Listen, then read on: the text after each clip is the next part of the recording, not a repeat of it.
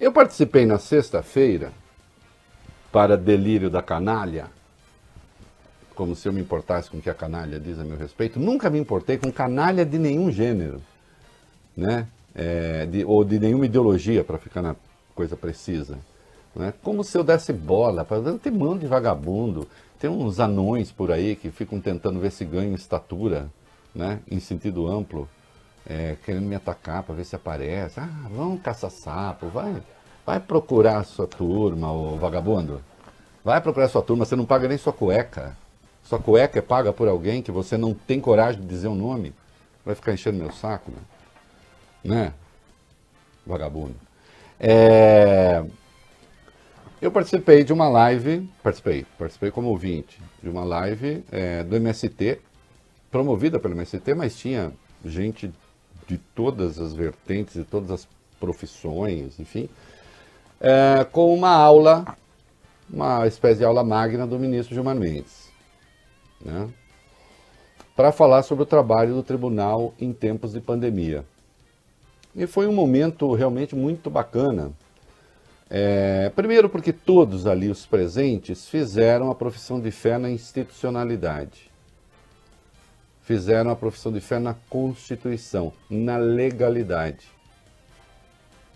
E isto não quer dizer que estejamos todos juntos. Isso não quer dizer que todos pensemos a mesma coisa. O MST me convidou e sabe que eu não penso a mesma coisa que o MST pensa. Aliás, o sentido, a razão de ser da democracia é você botar para conversar as pessoas que divergem. Senão você vai lá no seu grupelho radical, seja de esquerda, de direita ou de o que quer que seja, vai lá e faz um discurso ainda mais radical para que outros que pensam como você o aplaudam. E vocês fiquem num exercício de, aí sim, pura masturbação intelectual. Porque no fim não depende de ninguém mais, é só de si mesmo e da própria imaginação, né?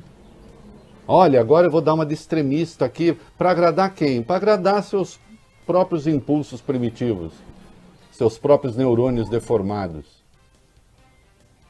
Na democracia você conversa com pessoas, diverge, e há regras para divergir.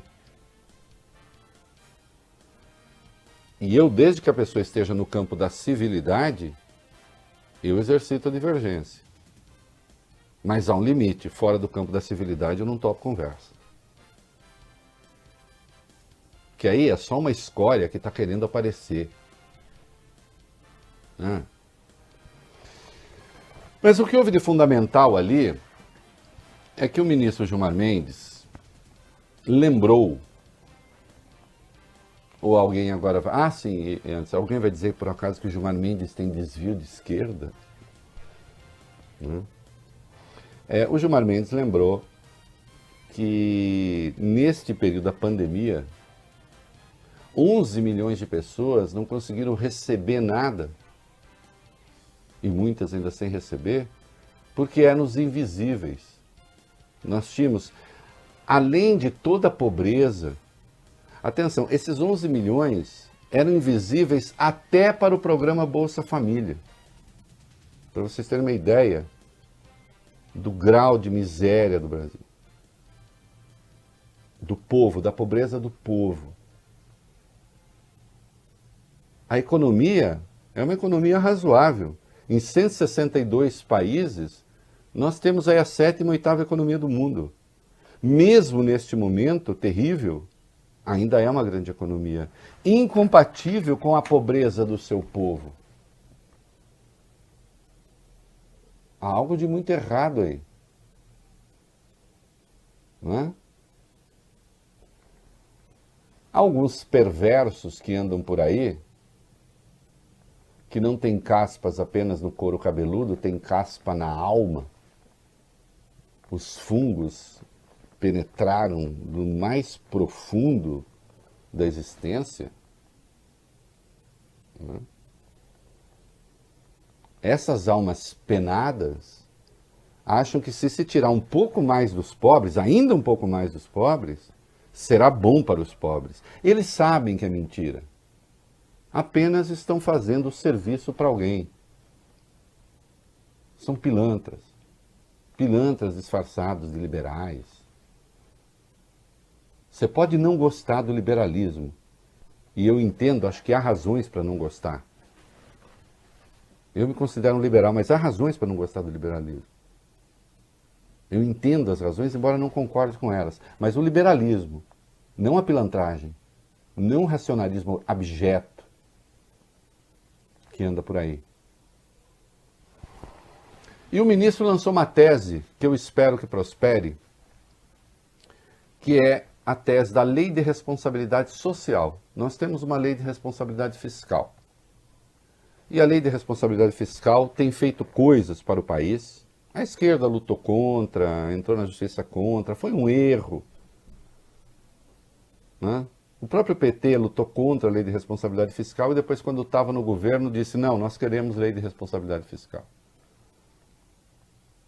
Né? Então, precisa tomar cuidado com certas lutas, às vezes elas são equivocadas. A lei de responsabilidade fiscal fez muito pelo Brasil.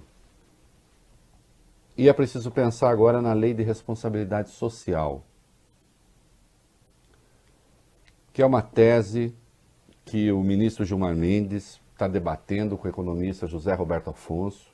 José Roberto Afonso, que está na raiz, aliás, da lei de responsabilidade fiscal. Foi a conversa dos dois que gerou a PEC emergencial para o pagamento dessa ajuda emergencial, que criou o orçamento de guerra, o orçamento paralelo, que permitiu ao Brasil fazer essa ajuda, dar essa ajuda à população pobre, ajuda que foi positiva para o próprio Bolsonaro. Ou será que porque poderia ser positiva para o Bolsonaro não se ia fazer, se ia deixar pobre morrer de fome? Lembrando que o próprio governo era contra.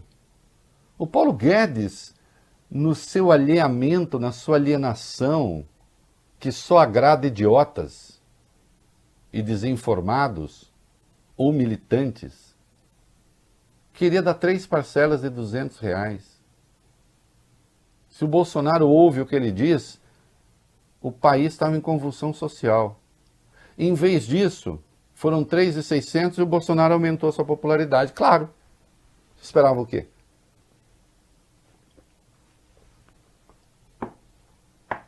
Uma consequência. Ou alguém não sabia. Eu mesmo falei aqui mais de uma vez, eu falei, eu não entendo porque o Bolsonaro, em vez de navegar no benefício que está sendo concedido, prefere ficar gritando golpe, pregando golpe. Era uma imbecilidade. O Carlos Bolsonaro chegou a chamar de socialismo. Socialismo. Isso que se fez. Indicando um grau de estupidez, de alienação da realidade como nunca se viu.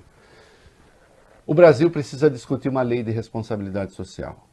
Os governantes têm de se comprometer com metas. E essas metas têm de ser, de algum modo, vinculantes à carreira política de cada um. De maneira que certas coisas tenham de ter cumprimento obrigatório independentemente de governo. Quanto é o saneamento aqui? Ao fim de 4 anos tem de ser X e terá de ser X.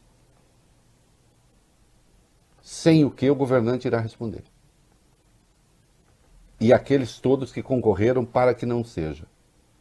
Ou para que não fosse. Num país de 210 milhões, nós temos 100 milhões que não têm acesso a água, esgoto ou a ambos.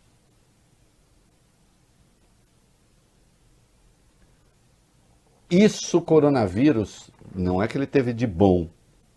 O debate sobre o coronavírus, ao menos, teve essa virtude de trazer à luz o tamanho da iniquidade.